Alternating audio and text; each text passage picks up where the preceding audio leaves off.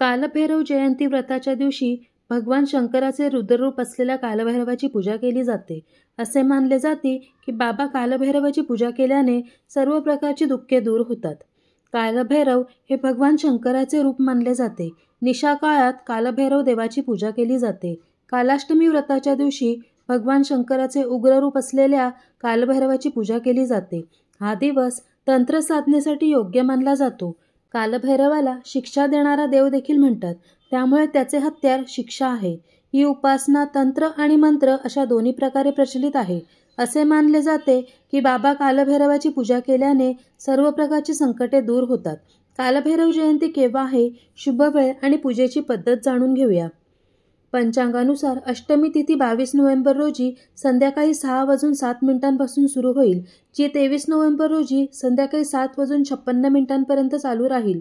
उदय तिथीनुसार 23 नोव्हेंबरला कालभैरव जयंती साजरी केली जाईल. कालभैरव जयंती पूजाविधी पाहूयात. सकाळी लवकर उठून स्नानादी कार्य करावे. त्यानंतर देवघराची स्वच्छता करून देवपूजा करावी. कालभैरवाचा जलाभिषेक करावा. पंचामृतासह गंगाजलाने शंकराचा अभिषेक करावा. त्यानंतर परमेश्वराला पांढरे चंदन आणि पांढरी फुले अर्पण करा. मंदिरात तुपाचा दिवा लावावा. शक्य असल्यास उपवास ठेवावा आणि व्रत ठेवण्याचा संकल्प करावा. ओम नमः शिवाय या मंत्राचा जप करावा. पूर्ण भक्तिभावाने भगवान शिव परिवाराची आरती करावी. परमेश्वराला नैवेद्य अर्पण करावा.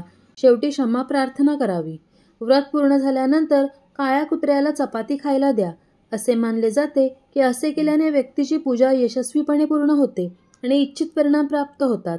या दिवशी भगवान शंकराबरोबर माता पार्वती आणि गणेशाचीही पूजा करावीत. कालभैरवाची पूजा केल्याने मनुष्याला भीतीपासून मुक्ती मिळते. कालभैरवाची पूजा केल्याने नकारात्मक शक्ती, वाईट बाधा आणि भूतपिशाच यासारख्या समस्यांचा कधीच त्रास होत नाही.